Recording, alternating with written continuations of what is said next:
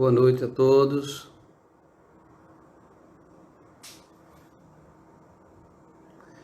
Sejam bem-vindos.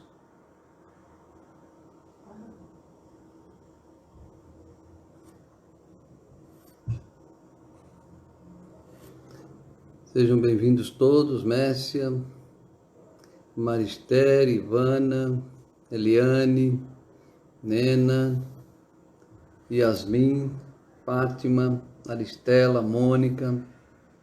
Teve alguns que passaram aí no início e eu não vi, mas sejam todos bem-vindos e boa noite para o trabalho de hoje. Elisângela, Fátima Guimarães, Jaqueline, Solange, Elisângela, boa noite a todos. Gleide, sejam todos bem-vindos para a nossa doutrinária da noite, cujo tema hoje vai ser tá sem som, a pessoa está dizendo aqui que está sem som. Tá ouvindo aí? Tá tudo ok, né? Estamos bem aqui, viu, Messia? Estamos com som normal aqui. Veja, verifique o seu aparelho, se está tudo ok.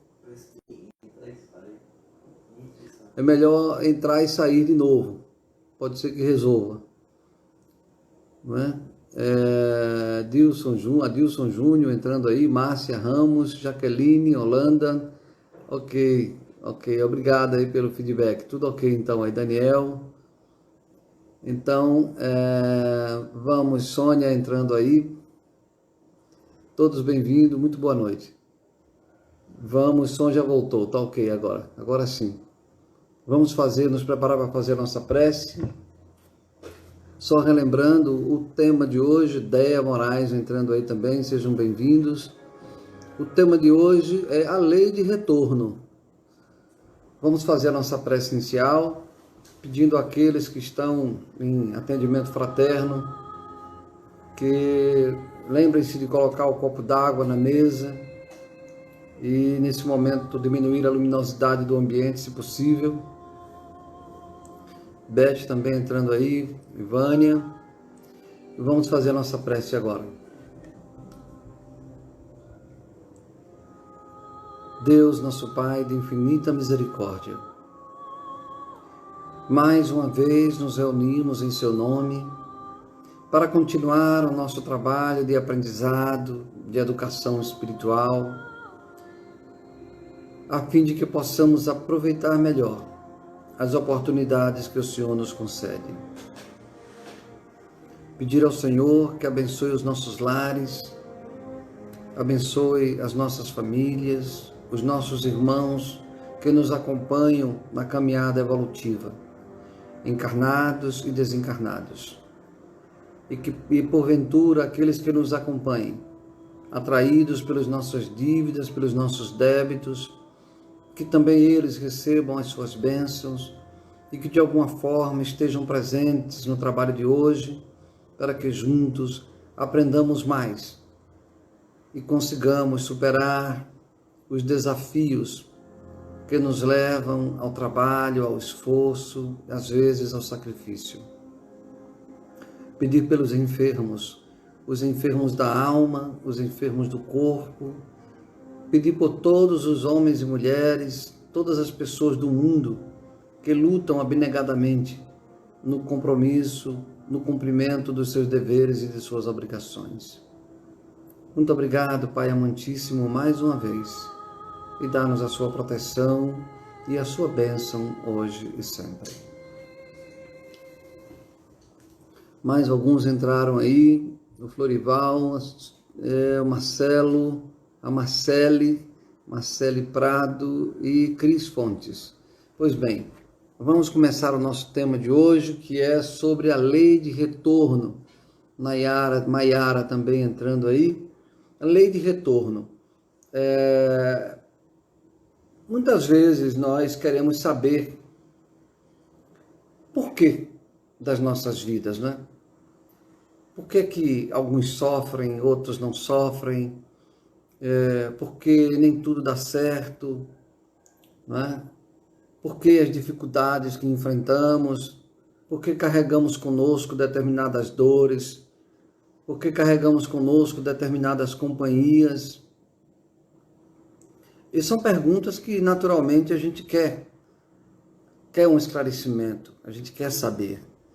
E a doutrina espírita, conjugada com o Evangelho, é uma excelente forma da gente compreender os mecanismos da vida. Então, tanto encarnados como desencarnados, nós todos, às vezes a gente pensa que quando uma pessoa desencarna, acabaram-se os problemas. Não. A desencarnação é apenas uma mudança de dimensão, né? Eu deixo de estar no corpo físico, eu deixo de vestir o corpo físico e continuo sendo eu. Os problemas que eu tinha, continuarei tendo, sobretudo os problemas de ordem moral, os problemas de afeto, os problemas que eu carrego comigo na alma. Não é? Então, os encarnados e os desencarnados, todos têm problemas. No mundo de provas e expiações, não há quem não tenha desafios. Não há quem não leve consigo a sua cruz. Então, a gente fica às vezes perguntando, porque às vezes tem pessoas que têm tudo, mas sempre falta alguma coisa. Né? A gente, quando não falta uma coisa, falta outra. Daí a gente observa que tem gente que tem dinheiro. No mundo de provas e expiações, né, cujos espíritos ainda estão num patamar evolutivo, ainda mediano, de mediano para inferior, as pessoas acham que o dinheiro promove a felicidade, que o status promove a felicidade, que a fama promove a felicidade, mas não é verdade. Haja vista que de vez em quando a gente ouve dizer que alguém muito rico suicidou-se, que alguém muito famoso tomou uma overdose de uma droga qualquer e deixou a vida. Ou alguém que tem tudo do ponto de vista material, né, que se queixa de angústia, de frustração, entra em depressão. Então, às vezes você tem uma coisa e falta outra. Porque no mundo de provas e expiações, só há um elemento que nos dê serenidade. E esse elemento que nos dá serenidade para viver a vida, completando as lacunas, né? As lacunas que nós trazemos conosco, esse elemento é o que nós vamos aprender durante a nossa conversa. Né? É aquilo que nós precisamos saber, aquilo que nós precisamos aprender, né, durante essa conversa, a fim de que, diante dessas lacunas que estão presentes nas nossas vidas, a gente tenha serenidade, a gente tenha equilíbrio. Sempre considerando que o ter material, muitas vezes, dá a ilusão de que estamos seguros, de que estamos felizes. No mundo de provas e expiações acontece muito isso. Haja vista que muitas pessoas que têm dinheiro e poder, elas são muitas vezes autossuficientes, soberbas, né? Elas acham que são intocáveis ou que nunca vão ter problema, mas no fundo tem problema. E de alguma maneira, a nossa herança espiritual se apresenta na nossa vida, trazendo algo desafiador. E eu volto a repetir, o que nos tornaria mais serenos, mesmo no mundo de provas e expiações? O que nos tornaria mais tranquilos, mais equilibrados diante das dificuldades que são inexoráveis? Por que inexoráveis? Porque não tem jeito. Estamos num patamar evolutivo onde as dificuldades, os desafios fazem parte desse estágio. É como se a gente pegar um estudante que está, né, trabalhando para passar de ano, faz parte do estágio dele ter que se esforçar para passar. Então nós estamos vivendo um estágio evolutivo onde, porque não temos ainda maturidade suficiente, a gente sofre para aprender as disciplinas que exijam de nós passar nesse curso, né, nessa etapa da nossa evolução espiritual, que não se encerra em uma encarnação. São diversas oportunidades, diversos contextos evolutivos a cada encarnação. Mas então, o que seria a lei do retorno, que alguns conhecem como lei de ação e reação, ou lei de causa e efeito, não é? Então, falam da mesma coisa. E tem uma expressão que não é uma expressão cristã, é uma expressão mais oriental, que é o karma, a lei do karma. Na doutrina espírita não existe a palavra karma, né? Se a gente olhar a codificação, lá não existe a palavra karma. Né? Porque o karma, muitas vezes, dos orientais, tem uma conotação um pouco diferente, no sentido de que o karma é uma coisa inevitável. Né? Na lei de causa e efeito, de ação e reação, que os espíritos esclarecem, a lei de causa e efeito ela não é fatalista, ela não é inevitável. A lei de causa e efeito trabalha em conjunto com as outras leis do universo, para criar o seu enriquecimento do progresso do espírito. Isso significa dizer que a pena de talião, que é aquela pena citada no Velho Testamento, de que aquele que com ferro fere, com ferro será ferido, essa é a pena de talião, né? Quer dizer que se eu cortei o braço de alguém, eu vou ter que ter o meu braço cortado também. Seria meu karma ter o meu braço cortado. Para a doutrina espírita, para os espíritos, para o evangelho, né? A lei de causa e efeito é uma lei inteligente. Não necessariamente eu tenho que padecer pela lei de talião. Ela existe. Em algumas situações ela se aplica. Mas as leis de Deus fazem tudo para que não prevaleça a lei de talião. Como eu já expliquei, a lei de talião é aquela de dente por dente, olho por olho, dente por dente. Quem com ferro fere, com ferro será ferido. Na lei de causa e efeito procura minimizar ou poderíamos dizer aperfeiçoar os mecanismos da expiação dos erros cometidos.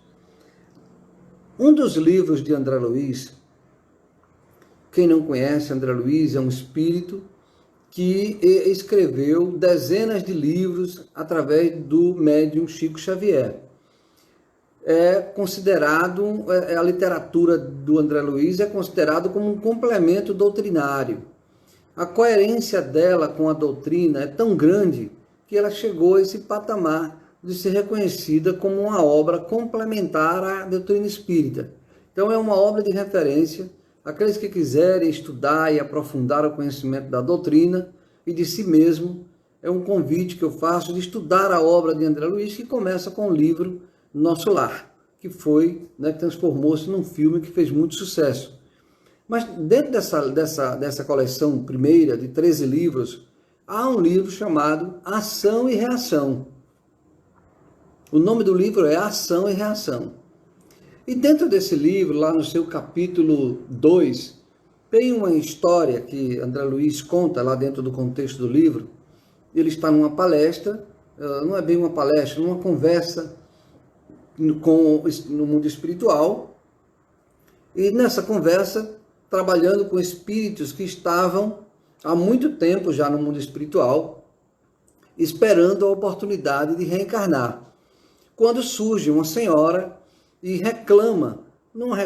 pede licença, pede desculpas e pergunta quando ela poderia reencarnar para nascer junto com seu filho. Aí ela comenta com o André Luiz: aquele meu filho, eu preciso reencarnar com ele. Ele continua vaidoso, orgulhoso, prepotente, e eu preciso reencarnar com ele. Ela diz: o que o amor não faz? Eu induzi esse menino para os caminhos errados e me sinto na responsabilidade de reencarnar com ele. O nome do menino era Paulo, o nome do filho dela era Paulo.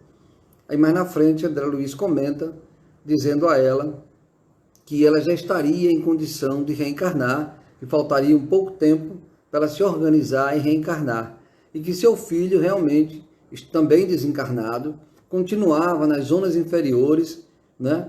Porque, e aí André Luiz, comentando isso já com outra pessoa, o caso dela, dizia: esta senhora, quando estava encarnada com seu filho, ela alimentou no filho a soberba, fez-lhe parecer que ele era melhor do que os outros, atiçou nele o orgulho, a vaidade, a superioridade. criou esse garoto como se ele fosse melhor do que os outros, por amor a ele, mas muitas vezes o amor se equivoca. Resultado, o menino cresceu, orgulhoso, vaidoso, prepotente, como tanta gente que a gente conhece por aí, é tão comum, né? A pessoa, por exemplo, se forma, ganha dinheiro, vai ser um médico, um advogado, um juiz, uma coisa, e é aquela soberba. E tem gente que não precisa nem de muita coisa, já tem uma soberba dentro de si.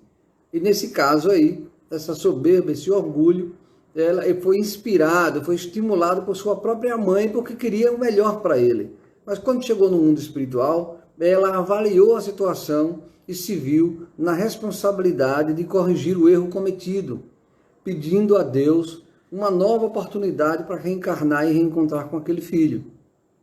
André Luiz, comentando mais na frente o caso dela, diz o seguinte: ela vai reencarnar. Aí uma pessoa pergunta: e como é que ela vai reencarnar? Porque o livro Ação e Reação, ele comenta vários casos.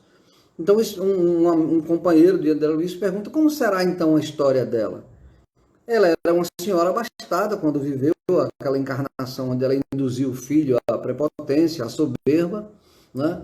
E nessa conversa, André Luiz esclarece ao seu companheiro que ela teria que reencarnar agora, ela iria reencarnar numa situação de extrema pobreza material, né? Onde o filho dela também ia reencarnar, ia ser filho dela novamente, numa situação de pobreza extrema, né? Onde ela, através dessa situação de pobreza, iria ter a oportunidade de reeducar o seu filho, de mostrar a ele que tem que ter humildade, que tem que ter coragem, tem que ter força, trabalho, respeito pelos outros, que ela fez equivocadamente o contrário na encarnação anterior.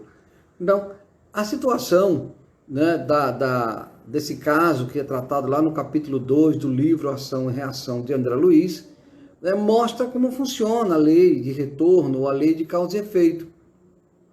Agora aquela senhora ia reencarnar, porque a ação, o ato que ela cometeu na vida de estimular o orgulho no filho, gerou para ele um sofrimento, porque ele também tem participação nisso, porque afinal de contas, quando o espírito se torna, chega na sua idade adulta, ele também participa dos erros que comete, mas tem os atenuantes e os agravantes.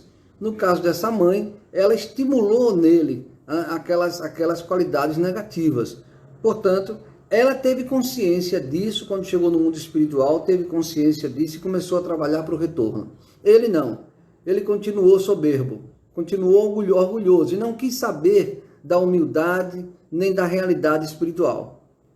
Ambos teriam que reencarnar nessa condição nova para que a dificuldade da vida material pudesse levá-los, né, a uma redefinição, a uma compreensão melhor do significado da vida e do próximo, para que a vaidade não imperasse como ela o fez, né, imperar na encarnação anterior. Dito isso, a gente percebe com a história dessa senhora que a cada vida, a cada encarnação do espírito, a cada vivência do espírito, a gente acumula erros e acertos. Quer dizer, agora, nessa vida aqui, eu e vocês aí, todo dia nós temos oportunidades de errar e de acertar. Os acertos, os acertos concorrem para o meu amadurecimento espiritual. Alguém pode perguntar: existe também uma ação positiva, né, uma reação boa a uma atitude boa que eu faço hoje? Claro que sim. Então, os acertos que eu faço hoje, né, o esforço que eu faço para me melhorar, o bem que eu faço aos outros, isso gera uma reação positiva, né, lá na frente, um efeito positivo na minha vida. Já gera nessa encarnação. Né, e as coisas ruins que eu faço geram um efeito negativo no porvir, no futuro. A gente pode até dar um exemplo melhor da seguinte maneira. Imagine que as nossas ações e reações, imagine que as nossas atitudes do presente, olha que a gente já teve bastante atitudes no passado. As atitudes do presente, tanto quanto as do passado, Imaginemos aqui, por uma simbologia, que nós temos dois fios. Um fio por onde a gente ativa as boas ações e um fio por onde a gente ativa os erros, as coisas ruins que a gente faz.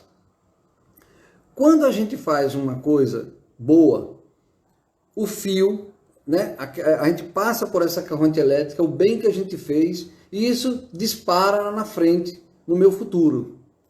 Mas isso me faz um bem desde já, porque aquilo que eu fiz de bom deixa em mim a matriz do amor, do bem, do trabalho, da paciência, da esperança.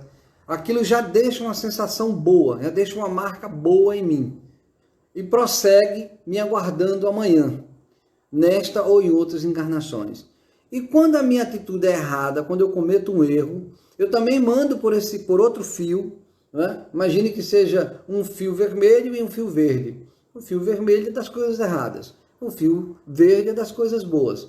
Eu mando pelo fio pelo fio vermelho, agora é o exemplo do erro, eu mando pelo fio vermelho aquele ato errado que eu cometi. E isso se dispara na corrente do fio e vai me esperar no amanhã, ou daqui a 1 ano, daqui a 10 anos, ou na próxima encarnação, ou nas outras encarnações, dependendo da gravidade do erro cometido. Diferentemente da ação boa, que deixou uma marca boa em mim, o erro cometido já deixa uma marca, quer dizer, já deixa uma ferida. O erro, quando ele é cometido, além dele ser registrado nesse fio lá para frente, para o futuro, ele já deixa uma marca ruim em mim. O erro fragiliza o espírito. Por mais que o espírito queira ser soberbo, mas ele já traz em si uma marca de fraqueza. Porque o mal ele tem que ser enfraquecido. Por natureza, ele já nasce fraco. Por mais que ele queira persistir, ele é finito. Né? O mal ele vai ter que, em algum momento, voltar para ser reconstruído e se transformar no bem. Diferentemente da ação boa. A ação boa, ela progride incessantemente. Ela nunca cessa. Ela é infinita. O amor só cresce. As coisas boas não têm fim. Elas criam um caminho infinito. Elas criam um resultado bom, benéfico, infinitamente. Ele nunca é cesseado. O bem nunca é cesseado. Enquanto o mal, por mais que ele dure, ele é limitado. Em um momento ele vai ter que retornar para aquele que o causou, para ser redimido e transformar-se em algo bom. Então a gente vê que esse acúmulo de atitudes boas ou ruins da vida vão sendo contabilizados, né, pela lei de ação e reação, ou lei de causa e efeito, né? Entendendo que essa lei ela está no espírito. Às vezes a gente pensa que a lei de causa e efeito, ou a lei de ação e reação, ou de retorno, ela é uma lei que tem um juiz em algum lugar ditando os castigos, as penas, né? ou as benesses para aqueles que erram ou acertam. Não. As leis de Deus é uma pergunta que Kardec faz aos espíritos. Onde está escrita a lei de Deus? Os espíritos respondem que as leis de Deus estão íncitas no espírito. Então a lei de ação e reação é uma lei que está no espírito. É o mecanismo do próprio de cada um de nós enquanto espírito que regula essa lei, que faz com que essa lei vá aos poucos contabilizando os erros e os acertos e desenhando os contextos futuros nos quais eu preciso continuar melhorando ou eu vou precisar expiar, corrigir, pagar dívidas que eu acumulei durante as minhas vivências anteriores. Um detalhe importante para a gente compreender é que nós aumentamos o grau de responsabilidades, né, com os erros cometidos e com os acertos. Como assim? Quando nós éramos primitivos, mais imaturos, os nossos erros eles tinham um impacto menor na lei de causa e efeito, na lei de ação e reação. É semelhante a uma criança. Quando uma criança de 3 anos de idade, ela comete um erro, né? Ela quebra uma coisa em casa, e a gente tem que dar o desconto porque ali era uma criança, embora ela tenha cometido um erro, embora a gente tenha que chamar a atenção e ensinar-lhe que não deve ser daquele jeito. às vezes até uma palmadinha, porque é uma criança. Então tem o atenuante de ser criança. Quando o espírito é muito imaturo, mas não é agora o que acontece com a gente, nesse estágio evolutivo não tem mais. É raro a gente ter um espírito na Terra que a gente possa dizer que ele é imaturo. A maioria de nós, a maioria absoluta, esmagadora dos espíritos que estão na Terra nesse momento, encarnados, desencarnados, são espíritos que já não têm mais esse atenuante de ser um espírito primário, de ser um espírito primitivo. Mas o que eu quero dizer é que conforme a gente vai aumentando a nossa evolução, a nossa responsabilidade para com os nossos atos aumenta. Significa dizer que se eu cometi um erro quando eu era um homem primitivo. Imagine um homem primitivo que matou o outro, né, para lhe roubar a comida. Aquela época provavelmente gerou uma reação, um efeito adequado para o meu estágio evolutivo, que certamente já se foi na esteira dos tempos. Eu já me redimi daquele erro primário. Agora, se eu fizer isso hoje, matar alguém hoje, a medida é diferente. Eu vou estar lançando na minha contabilidade da lei de causa e efeito um débito grande, que vai mexer com a minha história no futuro. Se eu matar uma pessoa hoje, eu estou desenhando uma história dramática no futuro. Se eu roubar alguém hoje, se eu trair alguém hoje, eu estou desenhando uma história dramática no futuro. À medida em que nós evoluímos, o que eu quero deixar claro é isso, é que nós aumentamos a nossa evolução conforme a gente aumenta a nossa responsabilidade, conforme a gente vai aumentando a nossa evolução. Quer dizer, o nosso livre-arbítrio ele vai ficando caro. Caro no sentido de que eu tenho a liberdade, mas o custo dos meus atos, tendo a liberdade, eles vão ficando cada vez mais caros. Cada vez mais tem um efeito pesado sobre a minha vida. Então, considerando que a lei de causa e efeito está íncita no espírito, ninguém fiscaliza, nós mesmos é que fiscalizamos. Quando nós tomamos consciência disso, a gente cria uma coragem enorme para combater os ímpetos que a gente ainda tem, os erros que nós potencialmente ainda podemos cometer. E nesse estágio evolutivo, não tenha dúvida, todos nós, ou quase todos nós, ainda trazemos, não é, ímpetos negativos que se expressam nas atitudes domésticas, que se expressam nas discussões, nas conversas, no dia a dia das nossas vidas. As atitudes que nós tomamos, boas ou ruins, elas definem os destinos.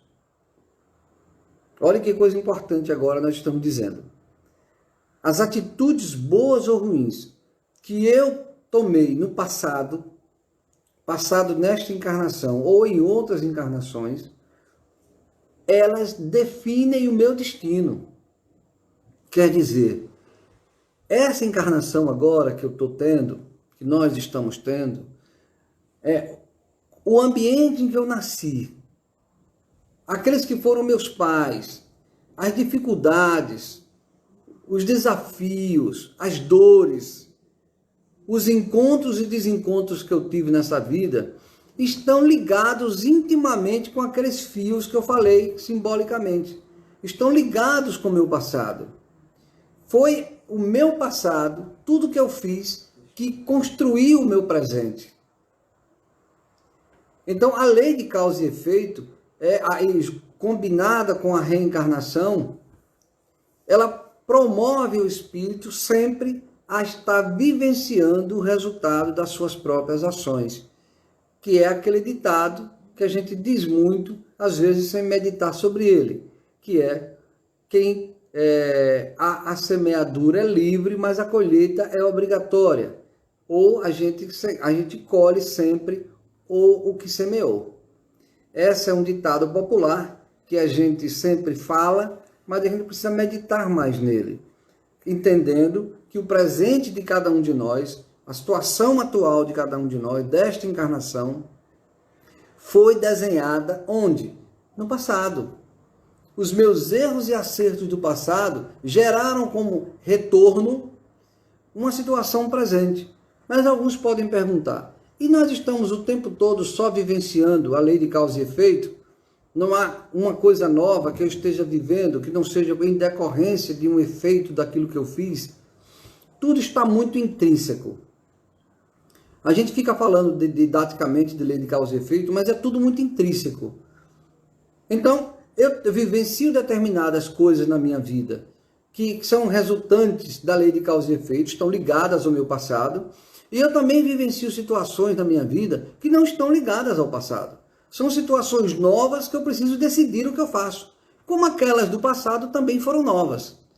Então, eu posso ter uma situação desafiadora no presente, não é? Nova, que não tem nada a ver com o passado, mas eu tenho a liberdade de decidir o que é que eu faço com ela. É uma situação nova. Eu faço o que com essa situação?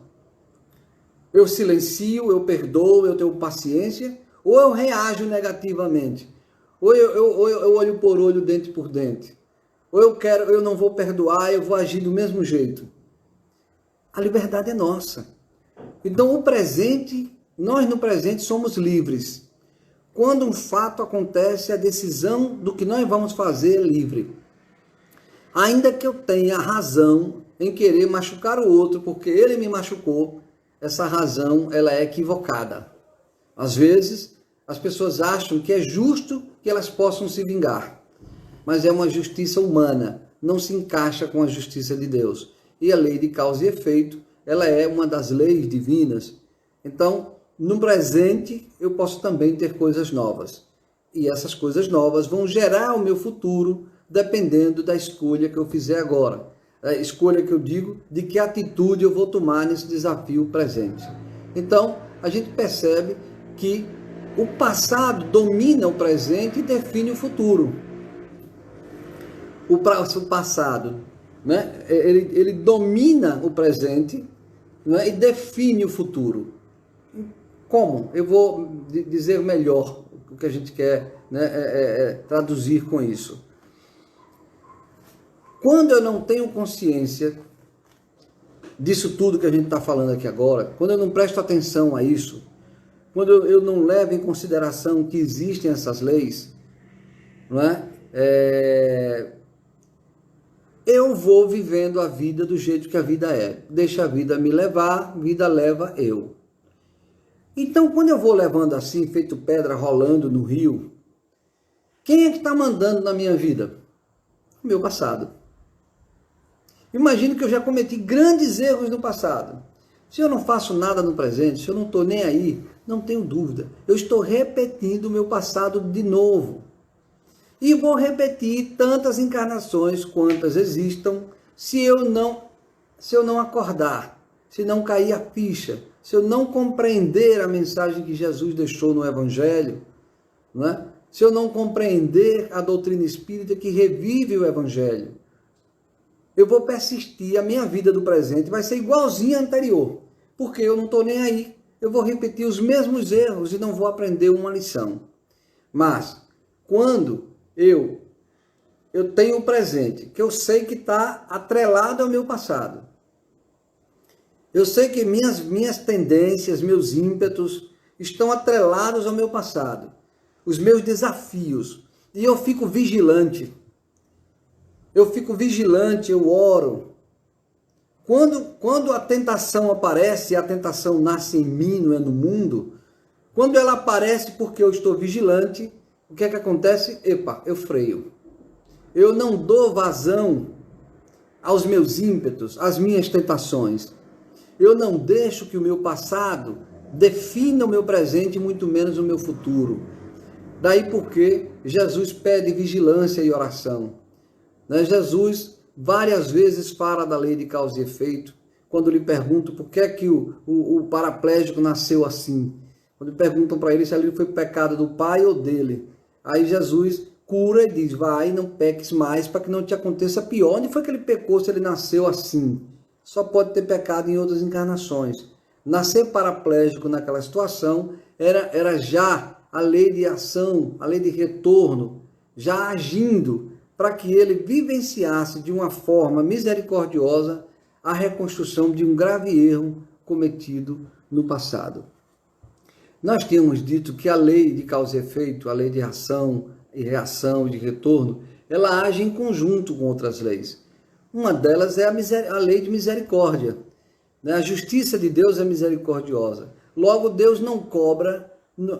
Por isso que eu disse que a lei de causa e efeito ela é inteligente, ela é dinâmica. Porque quando nós cometemos um erro no passado, então, por exemplo, imagine que eu cortei a mão de uma pessoa na outra encarnação. Ou assassinei friamente ou covardemente uma pessoa.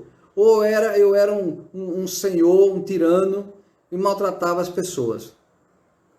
Eu não preciso necessariamente vivenciar que alguém corte a minha mão, que eu seja torturado, necessariamente não. Porque a misericórdia divina nunca quer que a gente pague, que a gente corrija nossos erros, provocando mais dores. Não, não é assim. A misericórdia divina, o mecanismo mais nobre de corrigir erros do passado é a caridade. A maneira mais nobre de corrigir erros do passado é o amor. Por isso que Jesus diz a Pedro, né? O Pedro, é o próprio Pedro que diz, agora me faltou aqui, o amor cobre a multidão dos pecados. Então, se eu tenho consciência dos graves erros que eu pratiquei, e eu agora trabalho pela humanidade, eu me esforço abnegadamente para ajudar aqueles que necessitam, para educar aqueles que um dia foram como eu estou transformando o efeito negativo de punição que eu poderia ter em algo bom para a humanidade. Obviamente que eu vou sofrer, mas é um sofrimento digno. Eu vou abrir mão de mim mesmo para ajudar os outros, por exemplo. Não estou sofrendo? Estou. Mas estou dignificando o meu sofrimento e dignificando a minha expiação, a minha correção dos erros cometidos.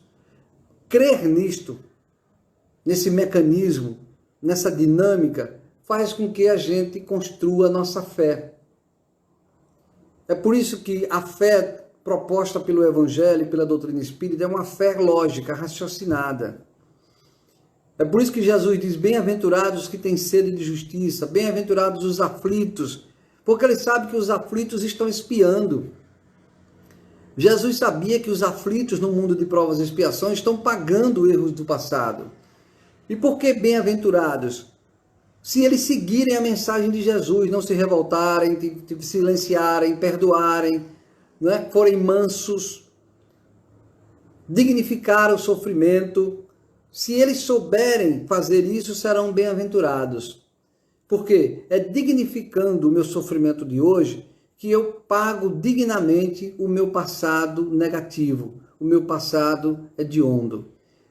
Agora nós vamos aqui finalizar a nossa conversa de hoje falando o seguinte, como é que a gente pode então se redimir? Qual a melhor forma que a gente pode se redimir para dar um fechamento aqui?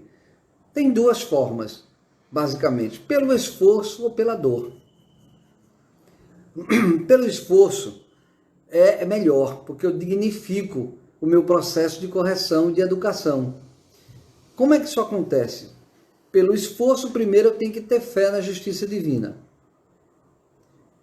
Ninguém é capaz de ter um grande esforço para viver seus sofrimentos, seus dramas, suas dificuldades, se não tiver fé na justiça divina. Primeira coisa que nós temos que ter, fé na justiça divina, em que Deus sabe como faz e o que faz. Não é? Eu tenho que ter um perdão baseado na minha fé. E por que o perdão? Porque é aquilo que nós falamos anteriormente. Se alguém me faz um mal agora, e eu silencio, e eu digo, meu Deus, perdoe, ele não sabe o que faz. E eu silencio, trabalho aquilo dentro de mim, e não gero uma reação de conflito com aquela pessoa. Eu fiz um esforço muito grande, porque eu não sou santo ainda. É esse esforço que eu estou falando. Eu tenho que ter um esforço sempre que as situações do mundo desafiadoras, elas surgirem, eu tenho que fazer um esforço enorme. Porque eu acredito na justiça divina, eu tenho fé em Deus. Essa é a forma mais bonita, a mais construtiva de corrigir meus erros. E além de tudo, além de corrigir meus erros, eu ainda cresço espiritualmente, porque uma coisa está intimamente ligada à outra. E pela dor? Pela dor é a forma mais dramática. Eu vou ter que sofrer muito para aprender a pagar os meus erros. Aí é a pena de talião. Quem não aproveita as oportunidades de perdoar e de amar, fica sujeito à pena de talião. Isto é, eu vou ter que sofrer muito para aprender que eu devo perdoar, para corrigir, para pagar os meus erros. E como é que eu faço então para crescer diante dessa herança que eu trago do meu passado negativo? Eu tenho que construir fé. Fé não se tem de um dia para o outro.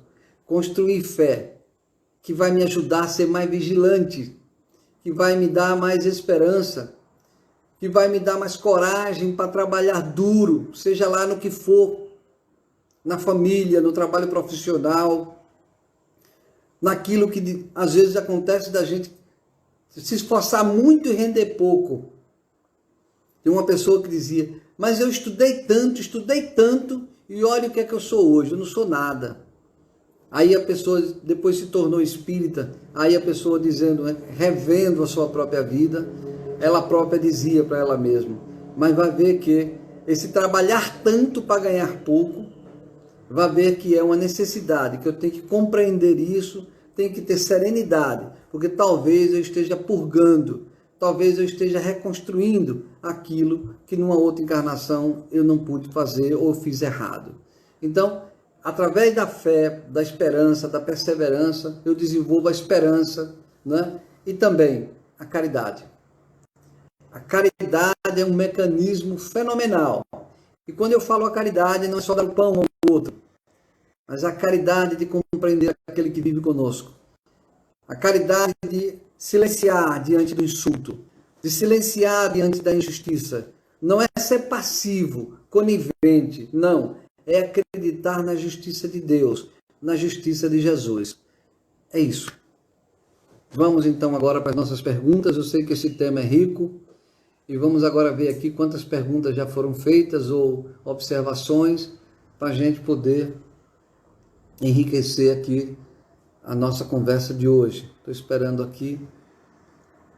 Ok, vamos aqui. Mônica disse aqui o seguinte, o quanto mais é dado, mais será cobrado. Exatamente. Né? Quanto mais nós recebemos, né, mais a gente vai ser cobrado. Então, à medida em que a gente evolui, mais é cobrado da gente. Então, por exemplo, ter o privilégio de conhecer o Evangelho há mais de 2 anos, há mais de 2000 anos, é uma oportunidade rica, enorme, grandiosa. E nós vamos ser cobrados por ter conhecido o Evangelho, ter conhecido Jesus e não termos mudado o rumo das nossas vidas. Vamos ver mais aqui. Então aqui nós temos Marilu Lamu falando, define o futuro como? Exatamente. O nosso passado, ele define o presente, né? E o que eu faço no presente, que está encharcado do meu passado, está desenhando o meu futuro. Cada um de nós, um vidente quando olha para a gente, um médium clarividente quando olha para a gente, Deus quando olha para a gente, Jesus quando olhava para alguém, via uma projeção do seu futuro com base nos erros e nos acertos cometidos. Daí porque os adivinhos diziam, vai acontecer isso. Mas esse vai acontecer isso não é fatalístico. Eu posso mudar o curso da minha história pelo amor, pelo bem, pelo perdão, se eu tiver coragem, se eu tiver força para fazer isso. Agora aqui nós temos Mônica dizendo, o autoconhecimento é um despertar para as nossas ações, sem dúvida. Autoconhecimento faz parte de conhecer as suas próprias responsabilidades. Quando eu reconheço as minhas próprias responsabilidades, eu saio do vitimismo, eu saio do coitadinho, eu passo a ser protagonista da minha vida. A Ana também está dizendo que nosso futuro é um reflexo do nosso presente, conjugado ao nosso passado, não é só do nosso presente. O futuro é vamos supor que eu vá viver, eu estou na próxima encarnação. O que foi que definiu a minha próxima encarnação? O presente hoje e tudo que eu fiz no passado. São essas forças, erros e acertos que eu fiz no passado e no presente, que vão definir a minha encarnação, a minha próxima encarnação.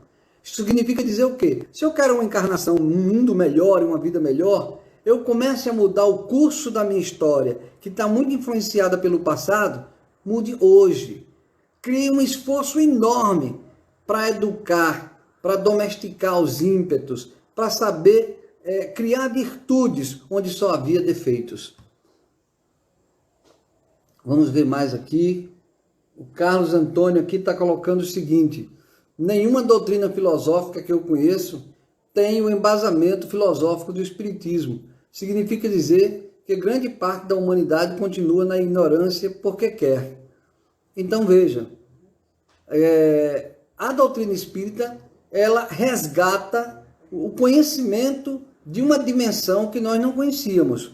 Não é? Qual a dimensão? Da imortalidade. A dimensão de que nós temos várias vidas. A dimensão de que existem leis que a ciência desconhece. Jesus veio falar disso tudo. Desconhecer isso, apesar de estar disponível para nós, a doutrina espírita, ela está traduzida em vários idiomas e o evangelho muito mais ainda. Ignorar isso é querer perpetuar os erros e ficar enxugando o gelo, né, por mais uma, duas, três encarnações. Aqui nós temos também uma pergunta de Vitor. Na lei de retorno, os nossos pensamentos, muito embora não sejam postos em prática, teria alguma reação? Sim. O que pensamos, ele, apesar dele não ser visível, mas o que a gente pensa constrói ou destrói. Uma pessoa que pensa insistentemente no mal está gerando um efeito negativo para ela mesma lá adiante. Embora ela não tenha concretizado o mal que ela pensou, mas como o pensamento ele gera algo objetivo, o pensamento se associa a outros pensamentos negativos e engrossa o mal que há no mundo. Quer dizer, quando eu penso no mal, embora eu não cometa, mas eu estou ajudando alguém a cometer. Por isso que eu não devo persistir. Se o pensamento mal vier na minha mente, ele vai vir, porque eu não sou santo ainda, mas eu não devo acomodá-lo, hospedá-lo em mim. Eu tenho que pedir vigilância e coragem a Deus, expulsá-lo do meu pensamento, para que eu não contribua para o mal. Assim, eu não gero um efeito negativo para mim, porque pensei mal. Temos também aqui Tânia. A expressão é mais fácil um camelo entrar no reino dos céus do que um rico. Essa expressão, agora eu entendi, lá na frente ela diz, é mais fácil um camelo passar pelo buraco do agulha do que um rico entrar no reino dos céus. Perfeito, Tânia. Por quê? Porque a riqueza, ela não é um sinônimo de condenação, mas a riqueza, ela estimula o egoísmo, o orgulho, a autossuficiência, né? A soberba, que faz com que a gente cometa erros graves por causa da riqueza. Não significa dizer que a riqueza é má, mas como eu a conduzo, como eu trabalho a riqueza que pode me tornar uma pessoa má. Então a gente pode dizer, por isso que Jesus fala no camelo e na agulha. Vamos aqui, tudo bem, nós já chegamos agora ao nosso limite de tempo, já são 20 horas e 20 minutos quase. O tema de hoje é muito rico, a gente sabe que tem muito a gente aprender. Eu recomendo o estudo do livro Ação e Reação, de André Luiz, que é um tema que trata com exemplos muito didáticos essa questão da ação e reação, né? Também recomendo ler o livro de Leon Denis, O Problema do Ser, do Destino e da Dor. Pelo menos esses dois livros, apesar de que também tem muita coisa no Livro dos Espíritos e na Gênese. Aliás, o Evangelho, a obra espírita toda é permeada por essas reflexões em torno da imortalidade, da lei de causa e efeito. Mônica está colocando aqui o seguinte: a caminhada da reconstrução de todos os espíritos é penosa, e quanto mais difícil, mais oportuna é para crescermos. Perfeito. Toda vez que eu estiver diante de uma coisa que vai exigir muito de mim, sacrifício, paciência, com pouco retorno agora, ou com pouco retorno material conveniente, significa dizer que ali está uma excelente oportunidade para que eu possa transformar aquilo em uma excelente fonte de redenção dos meus erros. Além de que, toda vez que eu dignifico os meus desafios, eu não só expurgo os meus erros, como também eu galgo os degraus da evolução, porque amadureço enquanto espírito. Ok, muito bom. Vamos agora para o final do nosso trabalho de hoje, fazer a nossa prece.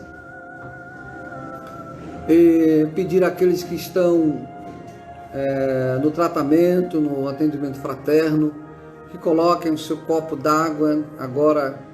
Aliás, o copo já vem desde o início, né? Diminua a luminosidade e todos nós estaremos agora tomando aquele passe que lá no centro é dado com através dos nossos irmãos encarnados.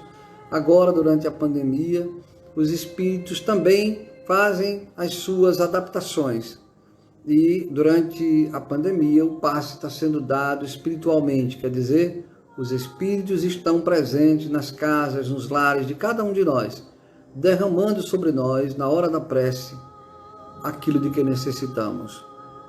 Vibremos pelos nossos irmãos, nesse momento da prece, peçamos a Deus, né, mais coragem, mais força, mais clareza, mais vigilância, né, e deixemos o nosso coração aberto para que as bênçãos derramadas realmente sejam absorvidas por nós. Vamos à nossa prece.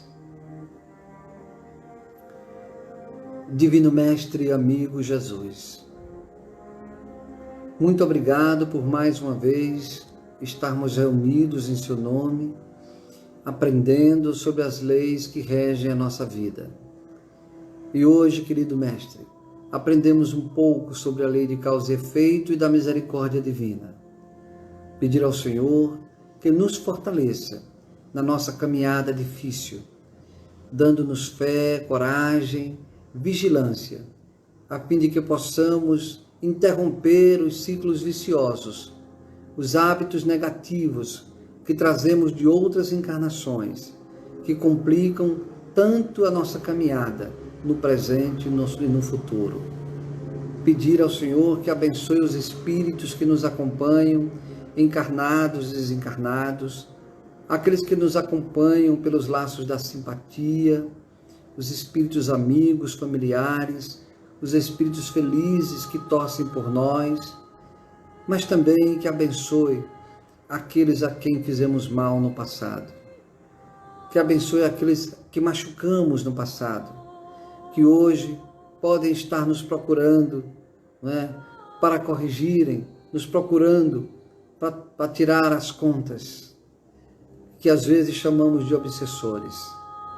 Abençoa todos eles, para que juntos aprendamos o sentido do perdão, da abnegação, da paciência.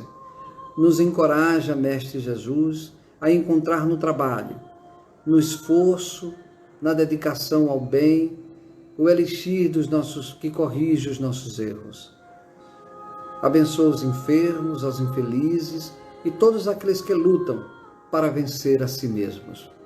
Mais uma vez, obrigado, Jesus amigo, e dá-nos a sua bênção e a sua paz hoje e sempre.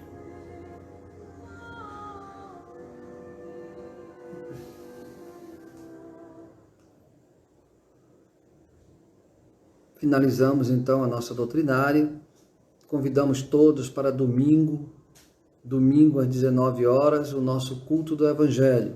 Contamos com a presença de todos e aqui vai o meu abraço de boa noite para que todos nós consigamos realmente crescer mais rápido, porque as ferramentas do crescimento estão postas, Evangelho e doutrina espírita, na prática do bem. Um abraço a todos, muito boa noite.